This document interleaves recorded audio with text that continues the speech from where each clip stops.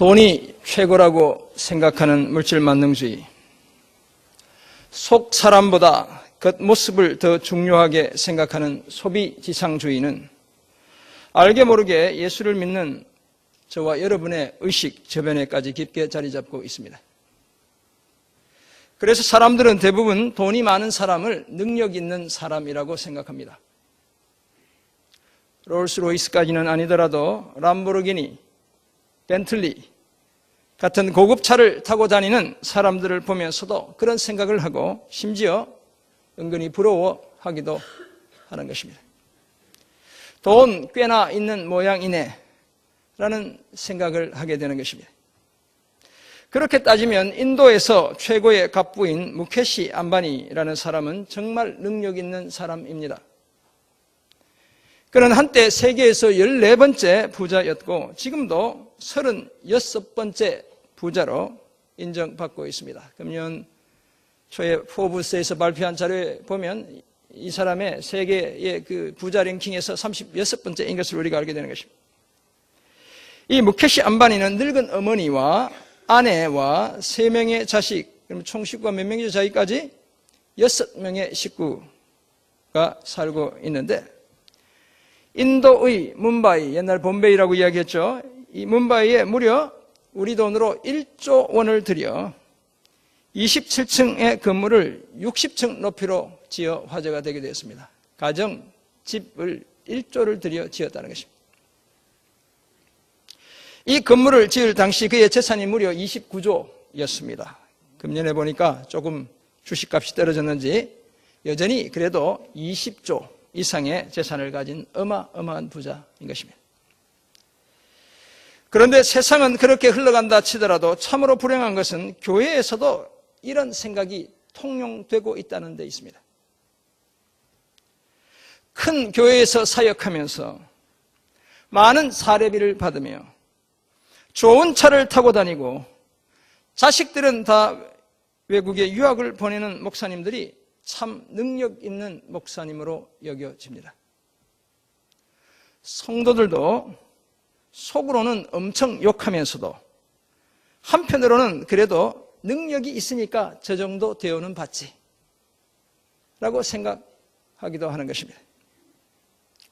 그런데 성경 속의 거짓 선지자들이 바로 그런 생각을 하고 있었습니다. 하나님의 뜻을 가르쳐 준답시고 사람들로부터 돈을 받았습니다.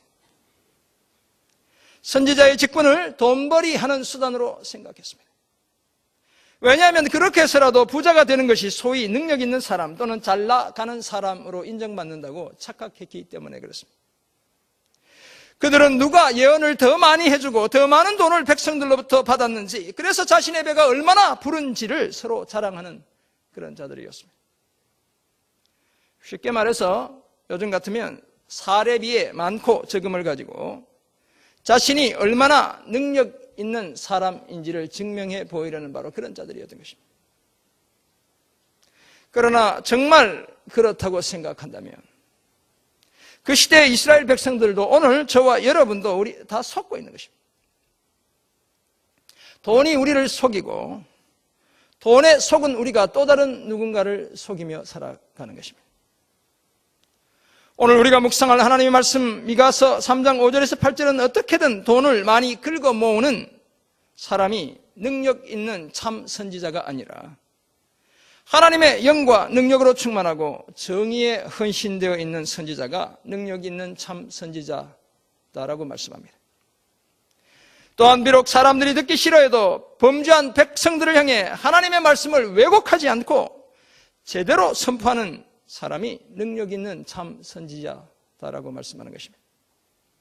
이런 내용을 담고 있는 오늘 본문을 통해 우리는 다음과 같은 몇 가지 사실을 발견하게 됩니다. 먼저 거짓 선지자들은 물질에 돈의 노예가 되어 하나님의 뜻을 왜곡했다는 것입니다. 둘째, 그런 자들, 거짓 선지자들은 더 이상 선지자 노릇을 할 수 없는 캄캄한 밤을 만나게 된다는 것입니다.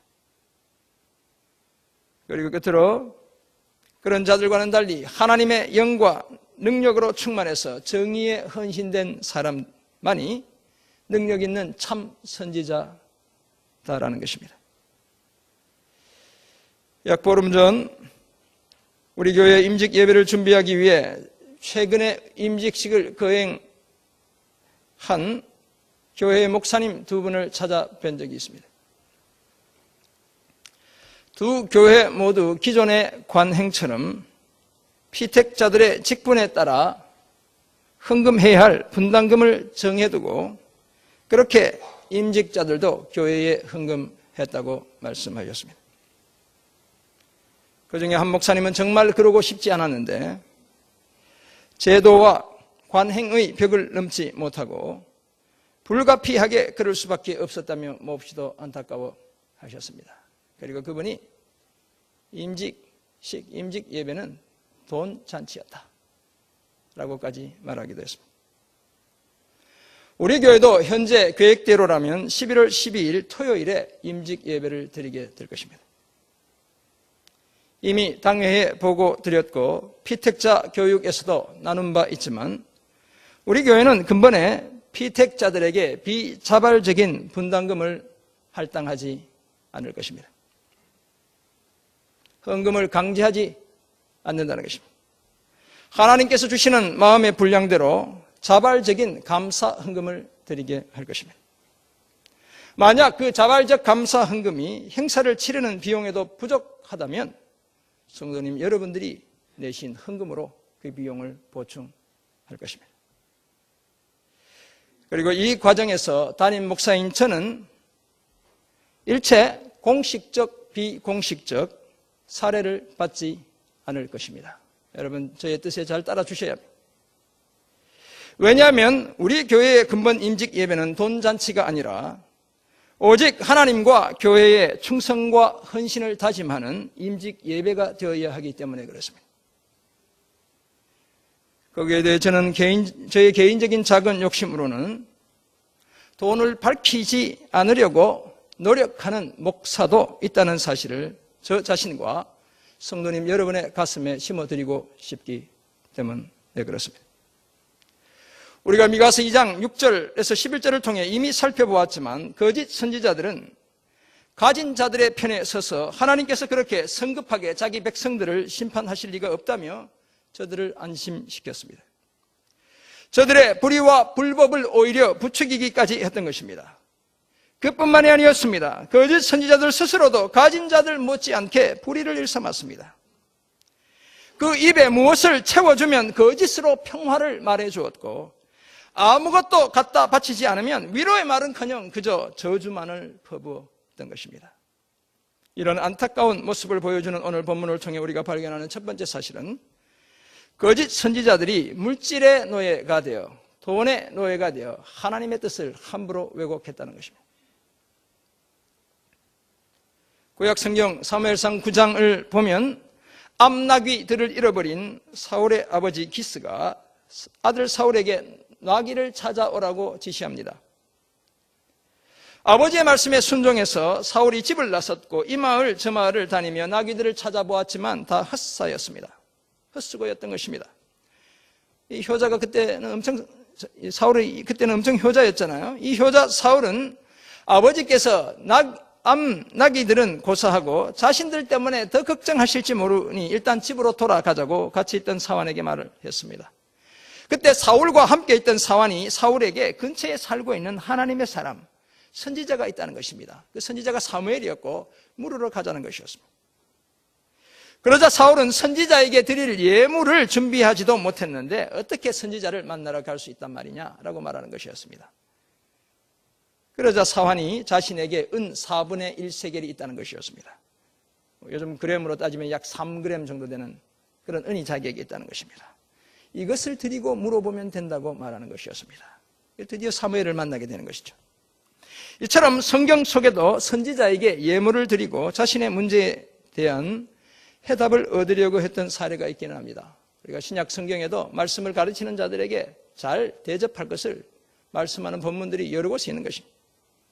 또한 믿음의 조상 아브라함은 전쟁에서 승리하고 돌아오는 자신을 맞이하며 축복하던 살렘의 왕 멜기세덱 제사장에게 전리품의 11조를 바쳤습니다. 그 한 사람에게 전쟁에서 이긴 모든 전리품의 10분의 1이면 엄청난 것이죠.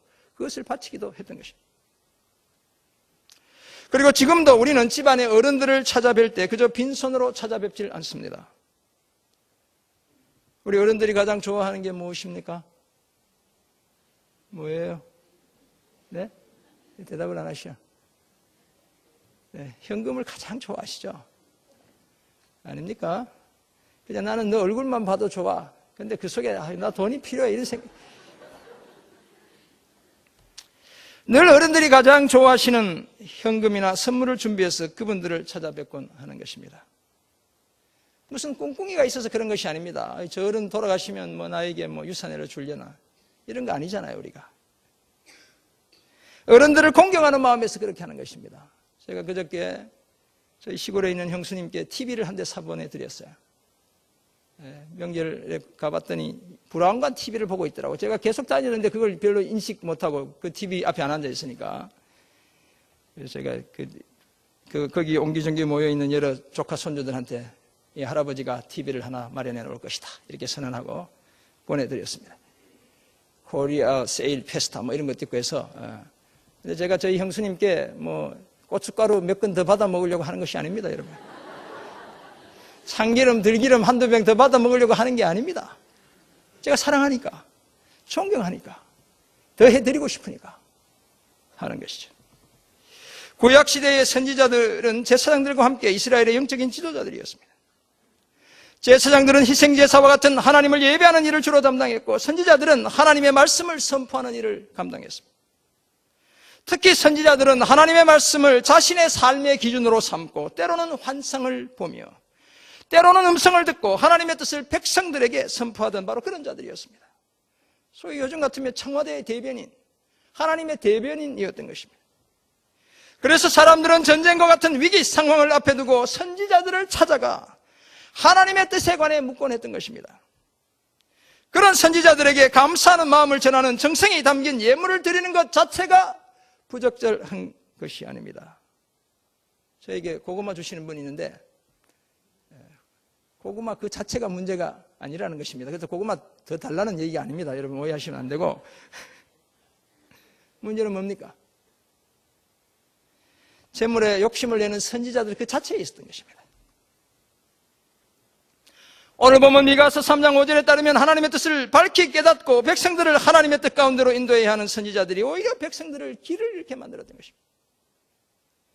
입으로는 샬롬, 평화, 평강을 외쳤지만 그것은 하나님의 뜻과는 전혀 관계없는 새빨간 거짓말이었습니다. 돈이나 예물을 받고서는 그 보답으로 제공하는 달콤한 사탕 발림에 불과했습니다. 그와 반대로 예물을 전혀 바치지 않는 사람들에게는 불길한 말만 잔뜩 늘어놓았습니다. 전쟁의 먹구름으로 그들의 생애를 덮어버렸습니다. 무엇을 채워주지 아니하는 자에게는 전쟁을 준비하는도다. 하나님의 음성보다 금전이나 은전에 딸그랑거리는 그 소리가 귀에 더 크게 들리던 사람들이 바로 그때의 가짜 거짓 선지자들이었던 것입니다. 그런 그들이 제대로 된 하나님의 뜻을 백성들에게 선포할 리가 없습니다. 그들은 다만 거짓말을 내뱉으며 자기들의 배를 채우기에 급급한 일이 때 늑대와도 같은 바로 그런 자들이었습니다. 하나님의 뜻과 계획을 백성들에게 선포하는 자들이 아니라 자신들의 이익에 따라 마음대로 하나님의 말씀을 주무르던 가짜들이었던 것입니다. 사랑하는 성도 여러분, 오늘날 소위 번영신학을 주장하는 많은 목회자들이 궁극적으로 빠져드는 함정이 바로 이런 것입니다. 십자가의 복음 대신 사람들의 가려운 길을 시원하게 긁어주는 물질적인 성공의 복음을 성도들 귀에 들려주고 있는 것입니다. 그리고서는 그런 목회자들 스스로도 물질의 노예가 되어 교회와 성도들을 한꺼번에 불의와 불법의 소용돌이 속으로 내몰곤 하는 것입니다. 성도들의 수고와 희생으로 세워진 교회를 마치 자기 소유의 교회처럼 생각하고는 자기 아들이나 자기가 원하는 사람을 후계자로 앉히는 분들이 여전히 우리 주변에 많이 있습니다. 은퇴한 이후에도 더 많은 것들을 기대하며 자기가 원하는 사람들을 앉히려는, 제가 지금 알고 있는 이 수천 명 되는 교회 목사님들, 그런 안타까운 분들이 한두 분이 아니에요. 물론 불가피한 경우가 있을 수 있습니다. 때로는 그것이 최상의 선택일 수도 있습니다. 그렇지만 많은 경우 목회의 이기주의, 자기사랑, 소유욕 때문에 생기는 현상이라고 저는 감히 말씀드릴 수 있습니다. 때로는 방만한 재정관리 때문에 배임이나 횡령의 사유로 함께 동역했던 성도들로부터 기소를 당하고 실형을 선고받기도 하는 것이, 이것이 바로 오늘 목회 현장의 현실인 것입니다. 전 세계에서 가장 큰 교회를 담임했던 그분도 이런 상황으로부터 벗어나지 못했던 것입니다. 사실 이런 목회자들은 미가 시대의 거짓 선지자들이 하는 짓과 똑같은 짓을 하고 있는 것입니다. 왜냐하면 그런 사람들은 불의한 자기 자신의 목회와 불의한 성도들의 삶에 신학적인 정당성을 부여해주는 허탄한 이야기를 하고 있기 때문에 그렇습니다. 저는 저 자신 또한 이런 위험에 빠질 수 있는 연약한 인간이라는 사실을 잘 알고 있습니다. 솔직히 인정합니다. 그러므로 저 또한 돈만 밝히는 엉터리 같은 목회자가 되지 않도록 늘 영적으로 깨어 있어야 하는 것입니다. 마찬가지로 우리 성도님들도 돈에 휘둘리는 미련한 삶을 살지 않아야 합니다. 부끄러운 돈 자랑은 이제 그만해야 합니다. 남이 가진 큰 돈 앞에서 너무 주눅들 필요도 없습니다. 이런 삶의 자세를 통해 이 시대에 능력 있는 참 선지자로 살아가는 저와 여러분 모두가 되시기를 간절히 소원합니다. 오늘 본문에서 발견하는 두 번째 사실은 거짓 선지자들은 마침내 더 이상 선지자 노릇을 할 수 없는 캄캄한 밤을 만나게 된다는 것입니다. 백성들을 진리의 길에서 벗어나도록 유혹하고 실현 불가능한 평화를 약속해서 저들을 미혹하며 이기적인 목적으로 공포심을 조장하던 거짓 선지자들을 향해 하나님이 말씀하셨습니다. 그러므로 너희가 밤을 만나리니 6절 이상을 보지 못할 것이요 어둠을 만나리니 점치지 못하리라 하셨나니 이 선지자 위에는 해가 져서 낮이 캄캄할 것이라. 선견자가 부끄러워하며 술객이 수치를 당하여 다 입술을 가릴 것은 하나님이 응답하지 아니하심이거니와. 무슨 말씀입니까? 전혀 근거 없는 하나님의 은혜와 평화를 선포하는 거짓 선지자들이 아무런 예언도 할 수 없는 캄캄한 밤을 만나게 된다는 것입니다. 그래서 그 어떤 환상도 보지 못하게 된다는 것입니다. 또한 그 어둠 때문에 징조를 보고 점을 치던 그런 짓도 할 수 없게 된다는 것입니다. 거기에 대해 더 이상 해가 비치지 않아 낮조차도 캄캄하게 되는 그런 사태를 만나게 된다는 것입니다. 삼중적인 어둠, 칠흑 같은 영적 어둠이 저들을 찾아온다는 것입니다. 아모스 8장 11절에 따르면 양식이 부족한 기갈이 아니라 하나님의 말씀을 듣지 못하는 기갈이 저들에게 찾아온다는 것입니다. 뿐만 아니라 앞을 내다보는 자들이었던 선견자들과 술객 곧 징조를 보고 하나님의 뜻을 분별해서 백성들에게 선포하던 자들이 부끄럽게 될 것입니다. 그래서 7절 보면 그 거짓된 입술을 가리게 된다고 말씀합니다. 여기서 입술은 윗입술 또는 여기에 있는 코 밑에 털을 콧수염을 이야기하는 것이거든요. 레위기 13장 45절에 따르면 나병 환자들은 거리를 다닐 때 윗입술을 가리고 그리고 뭐라고 외쳤습니까? 부정하다 부정하다 큰 소리로 외쳤습니다. 입술을 다 가리면 안 들리니까 윗입술을 가리고 이렇게 했던 것입니다. 그렇다면 창피와 수치를 당하게 된다는 것입니다. 더 이상 선지자 노릇을 할 수 없게 된다는 것입니다. 왜냐하면 아무리 하나님의 뜻을 기다려도 하나님께서 더 이상 응답하시지 않기 때문에 그렇습니다. 거짓을 전하는 삶의 모습으로는 도무지 하나님의 그 긴 침묵을 깰 수 없기 때문에 그렇습니다. 불의를 행하던 지도자들로부터 아무런 응답도 하지 않으시고 자신의 얼굴까지 숨기셨던 그 하나님께서 이제 거짓 선지자들에게도 그 무엇으로도 응답하지 않겠다고 말씀하고 계신 것입니다. 사랑하는 성도 여러분, 오늘 혹시 깊은 영적 밤을 지나고 계시지는 않습니까? 하나님의 길은 보이지 않고 하나님의 음성은 도무지 들리지 않는 그런 시간을 지나고 있지는 않습니까? 만약 그렇다면 혹시 그것이 우리의 마음이 깨끗하지 못하기 때문은 아닌지 점검해 보아야 합니다. 우리 마음의 정원에 심각한 문제가 생긴 것은 아닌지 되짚어 보아야 합니다. 아니면 우리도 거짓 선지자들처럼 하나님의 뜻과는 전혀 상관없는 그런 말들만 하고 다니기 때문은 아닌지 우리 자신을 살펴보아야 합니다. 또한 재물이 하나님보다 더 크게, 돈이 하나님보다 더 크게 우리의 귀에 들리고 있기 때문은 아닌지 우리 스스로에게 솔직히 물어보아야 합니다. 그런 우리를 고치고서야 우리가 하나님의 이상을 보고 하나님의 음성을 듣게 되는 것입니다. 내 뜻이 아니라 정직한 하나님의 말씀을 제대로 선포할 수 있는 것입니다. 영적인 캄캄한 밤이 찾아오기 전에 마음의 정원을 제대로 갖고 하나님의 이상, 그 환상을 보고 하나님의 음성을 들으며 하나님의 말씀을 온전히 선포하는 복된 삶을 살아가는 저와 여러분 모두가 되시길 간절히 소원합니다. 오늘 본문에서 발견하는 마지막 사실은 하나님의 영과 능력으로 충만해서 정의에 헌신된 사람이 능력 있는 참 선지자다라는 것입니다. 오늘 본문 8절은 미가 선지자의 자기 고백에 해당합니다. 내용상으로는 앞선 5, 6, 7절과 극명한 대조를 보이고 있습니다. 우리는 이 내용 속에서 누가 능력 있는 참 선지자인지를 발견하게 되는 것입니다. 오직 나는 여호와의 영으로 말미암아 능력과 정의와 용기로 충만해져서 야곱의 허물과 이스라엘의 죄를 그들에게 보이리라. 미가 선지자 스스로 선포하는 자기 다짐이었습니다. 무슨 말씀입니까? 모든 사람들이 거짓 선지자로 살며 자기의 배를 채우기에 급급해도 미가 자신은 결코 그렇게 살지 않겠다는 것입니다. 재물로 자신의 배를 채우는 것이 아니라 하나님의 영과 능력과 정의와 용기로 자신의 내면을 가득 채우겠다고 다짐했던 것입니다. 그래서 다른 사람들로부터는 앞뒤가 꽉 막힌 골통이라는 소리를 들어도, 여러분 제가 좀 그런 사람 같지 않으세요 혹시? 반드시 백성들의 허물과 죄를 깨우쳐 주겠다고 다짐했던 것입니다. 사랑하는 성도 여러분, 물론 선지자 미가처럼 세상을 향해 하나님의 뜻을 정확하게 선포하는 일이 결코 쉬운 일이 아닙니다. 듣기 좋은 소리나 듣기 편한 소리를 듣고 싶어하는 세상의 귀에 듣기 험한 소리나 들으면 기분 나쁜 소리를 전한다는 것, 그것이 결코 호락호락한 일이 아닌 것입니다.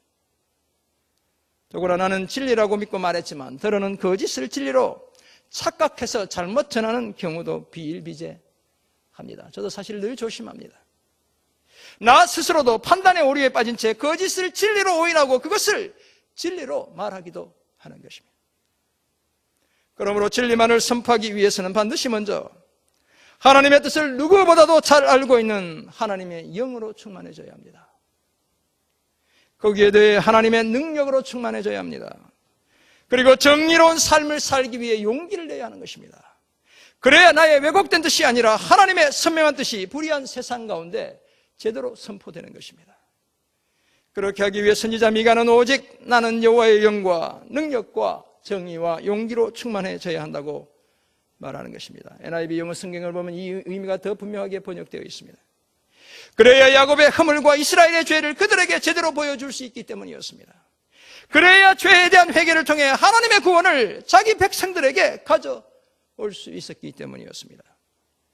사랑하는 성도 여러분, 그렇다고 해서 정의감에 불타올라 우리 지체들을 이렇게 저렇게 판단하는 일에 함부로 용기를 내라, 이런 말씀은 결코 아닙니다.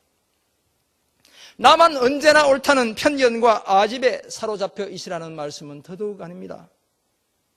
맑은 영혼의 눈으로 하나님의 뜻을 먼저 분별하고 눈물 어린 마음으로 그 뜻을 이웃을 향해, 세상을 향해 선포해야 한다는 것입니다. 그래서 우리 모두가 하나님의 뜻만 전하는 능력 있는 참 선지자로 이 땅을 살아가야 한다는 것입니다. 왜냐하면 그것이 바로 정의로우신 하나님의 자녀로 살아가는 저와 여러분을 향한 하나님의 기대이기 때문에 그렇습니다. 이 사실을 기억하고 하나님의 영과 능력으로 충만해져 정의에 헌신된 용기 있고 복된 삶을 살아가는 우리 모두가 되기를 간절히 소원합니다. 그렇다면 이런 사실을 깨달은 우리가 구체적으로 살아내야 할 삶의 모습은 어떤 것이겠습니까? 먼저 돈의 노예가 되지 않아야 합니다. 성경은 돈을 사랑하는 것, 우리가 너무나 잘 아는 성경이죠. 디모데전서 6장 10절. 일만하게 뿌리라고 말씀합니다. 우리 자신을 찌르는 것이라고 이야기하는 것이죠. 왜냐하면 세상에 많은 문제들이 돈 때문에 생기고 돈 때문에 삶의 우선순위가 뒤바뀌어 하나님으로부터 멀어지기도 하기 때문에 그렇습니다. 어떻게 돈 벌어보겠다고 열심히 일하다 보면 예배도 있고 교제도 있고 성김도 있고 옛날에 그랬지라는 추억 속에만 살아가고 있는 것입니다. 돈 많은 집안이 형제들끼리 부러워하고 돈 때문에 교회의 본질적 가치도 잃어버린 채 아픈 모습을 우리가 스스로 경험하게 되기도 하는 것입니다. 그러나 사랑하는 성도 여러분, 이제 그 정도로 돈에 속았으면 충분합니다. 더 이상은 돈에 속지 않아야 합니다. 더 이상은 돈의 노예로 살지 않아야 합니다. 돈이 가져다주는 이 땅에서의 잠시의 편리함과 화려함이 아니라 영원한 천국에 대한 기대로 우리의 가슴을 가득 채우며 그렇게 살아가야 합니다. 하나님의 영과 능력과 정의와 용기로 속이 가득 찬 나를 자랑해야 하는 것이지, 돈으로 치장된 거치 화려한 나 자신을 자랑하지 않아야 하는 것입니다. 뿐만 아니라 섬김의 자리는 돈을 버는 자리가 아니라 늘 돈을 써야 하는 자리라는 사실을 기억해야 합니다. 그래야 우리 자신이 돈 때문에 시험에 빠지지 않습니다. 교회도 돈 때문에 문제가 생겨나지 않게 되는 것입니다. 그래야 우리는 물질 만능주의, 소비 지상주의가 판치는 이 시대에도 건강한 교회를 세워갈 수 있습니다. 건강한 목회자를 교회를 통해 양성해낼 수 있습니다. 건강한 신앙을 가진 우리 자녀들을 교회 안에서 길러낼 수 있는 것입니다. 두 번째 적용점, 말씀과 기도의 시간과 공간을 확보해야 합니다. 능력 있는 참 선지자가 되려면 무엇보다도 하나님의 뜻을 제대로 알아야 합니다. 그것이 가장 우선되는 것이죠. 그렇다면 과연 무엇을 통해 하나님의 뜻을 제대로 알 수 있겠습니까? 때로는 하나님께서 음성으로, 때로는 환상으로, 때로는 사건을 통해서 자신의 뜻을 나타내 보여주시기도 하지만 가장 확실한 방법은 제가 누누이 말씀드리지만 하나님의 말씀, 성경 속으로 돌아가는 것입니다. 그리고 기도하는 것입니다. 다시 말해서 말씀을 묵상하는 시간과 공간, 하나님을 향해 무릎을 꿇고 기도의 두 손을 모으는 시간과 공간을 확보하는 것입니다. 여러분, 제가 너무 강조하지 않으니까 그동안 편안하셨죠? 기도할 계절이 돌아왔습니다. 가을이 되었습니다, 여러분. 잠 줄이시고 기도의 자리에 나와야 합니다. 어떤 분은 이제 새벽 설교가 더 좋다고 좀 녹화해서 좀 이렇게 들을 수 있게 해달라고 하는 분도 계세요. 좋지는 않지만 괜히 하시는 얘기겠지만 말씀 듣고 기도하는 시간과 공간을 확보해야 하는 것입니다. 사랑하는 성도 여러분, 하나님의 뜻이 불분명해서 우리가 혼란스럽게 오늘을 사는 것이 기록합니다. 우리를 향한 하나님의 계시가 불충분해서 우리가 아직도 길을 헤매고 있는 것이 아닙니다. 그런 이유 때문이 아니라 우리가 하나님의 말씀과 기도로부터 멀어져 있기 때문에 그런 것입니다. 그래서 이제 우리는 다시 하나님의 뜻이 충분히 계시된 하나님의 말씀 속으로 달려가야 합니다. 그 말씀을 붙들고 말씀대로 살겠다는 기도를 올려드려야 하는 것입니다. 또한 하나님의 말씀이 나를 해부할 때 그 말씀의 칼에 기꺼이 나 자신을 맡겨야 합니다. 그 말씀을 따라 하나님과 이웃을 사랑하며 살아가겠다고 다짐해야 합니다. 그럼에도 불구하고 우리가 여전히 주저하고 머뭇거리고 있다면 그 이유는 하나님의 뜻이 불명확해서가 아니라 내 욕심이, 내 이기적인 생각이 하나님의 뜻보다 더 크기 때문에 그런 것입니다. 그러므로 오늘 이후로 우리가 하나님의 뜻을 온전히 깨닫고 선포하는 삶을 살게 되도록 하나님의 말씀을 묵상하고 하나님께 기도드리는 시간과 공간을 확보해가는 저와 여러분 모두가 되길 간절히 소원합니다. 하루는 한 남자분이 교회 사무실에 전화를 했습니다. 간사님이 전화를 받자마자 그 사람이 다짜고짜 이렇게 말하는 것이었습니다. 돼지 죽통에 머리를 쳐박고 있는 대장 돼지 좀 바꿔. 거친 말투에 몹시 당황한 간사님이 뭐라고 말씀하셨죠? 라고 말했지만 이 남자는 아무렇지도 않다는 듯이 그 돈만 밝히는 큰 돼지랑 통화하고 싶다니까 라고 다시 말하는 것이었습니다. 그러자 간사님이 조금 딱딱한 목소리로 김윤한 담임 목사님을 지칭한다면 담임 목사님과 통화하고 싶다고 좀 더 부드럽게 말씀하실 수도 있잖아요 라고 말했습니다. 그때 이 남자가 잠시 호흡을 가다듬고는 글쎄 지금 내가 현금 3천만 원을 가지고 있는데 그것을 몽땅 교회에 다 바치고 싶다니까 라고 말하는 것이었습니다. 이 말이 떨어지자마자 간사님은 재빨리 이렇게 말했습니다. 사장님, 잠시만 기다려주세요. 그 큰 돼지가 지금 사무실로 들어오고 있어요. 이처럼 큰 돈이 사람과 사람의 태도도 바꾸기도 하는 것입니다. 사랑하는 성도 여러분, 이 진짜가 아니고 여러분 아재 개그를 한 겁니다. 저와 여러분 모두는 하나님으로부터 그 시대의 미가 선지자처럼 사실 이 시대의 선지자로 부름을 받았습니다. 죄에 빠져 하나님을 알지 못하는 세상을 향해 예수 그리스도로 말미암는 구원의 복된 소식을 전하는 자로 부름을 받았습니다.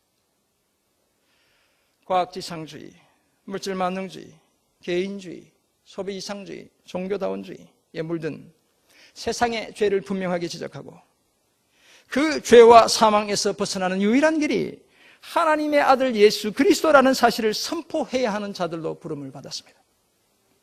그런 우리가 물질에 눈이 어두워 하나님의 뜻을 왜곡하고 있다면 우리 또한 거짓 선지자, 가짜 선지자들인 것입니다.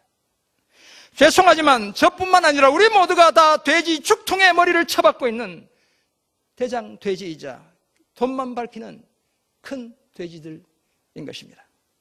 만약 우리 자신이 빠져있는 탐욕의 함정에서 속히 벗어나지 못한다면 우리에게도 캄캄한 영적 밤이 찾아올 것입니다. 하나님의 이상을 볼 수 없고 더 이상 하나님의 음성을 들을 수 없는 그런 깊은 영적인 밤이 찾아오게 될 것입니다. 그래서 예수를 믿는다는 것이 오히려 우리를 더욱 수치스럽게 만드는 그런 참혹한 밤이 찾아오게 될 것입니다. 그러므로 이제 우리는 하나님의 영과 능력과 정의와 용기로 충만해져야 합니다. 더 이상 돈의 노예로 살지 않아야 하고 말씀과 기도 생활의 시간과 공간을 계속 확보해야 합니다. 그래야 우리가 하나님의 이름으로 세상의 죄를 분명히 말해줄 수 있습니다. 그래야 죄에 빠진 세상 사람들을 하나님의 품으로 되돌릴 수 있습니다. 그래야 구원의 세계를 여시는 여호와 하나님께로 그들을 인도해 낼 수 있는 것입니다. 이 사실을 기억하고 세상 모든 사람이 돈에 휘둘려 살아도 우리는 오직 여호와의 영과 능력과 정의와 용기로 충만한 능력 있는 참 선지자로 이 땅을 살아가게 되길 주님의 이름으로 간절히 축원합니다. 아멘. 기도하겠습니다. 하나님 아버지, 우리에게 주신 엄중한 주의 말씀을 기억합니다. 이 말씀이 저 자신을 먼저 비추는 거울 되게 도와주옵소서. 주님, 돈 탐내는 목회자 되지 않도록 주여 도와주시고, 주여 목회의 이 자리는 마음껏 섬기며 베푸는 자리여야 한다는 사실을 잊지 않는 주의 종 되게 도와주옵소서. 아버지, 우리 모든 성도님들 돈에 휘둘리지 않는 삶을 살게 하시고 하나님의 영과 능력과 정의와 용기로 충만해져서 주의 말씀을 선명하게 삶으로 증거해내는 이 시대의 참된 선지자들 다 되게 도와주옵소서. 그래서 죽어가는 영혼들 함께 구원의 방주에 승선하게 되는 놀라운 은혜와 축복 허락해 주옵소서. 감사드리며 살아계신 예수 그리스도의 이름으로 기도드립니다. 아멘.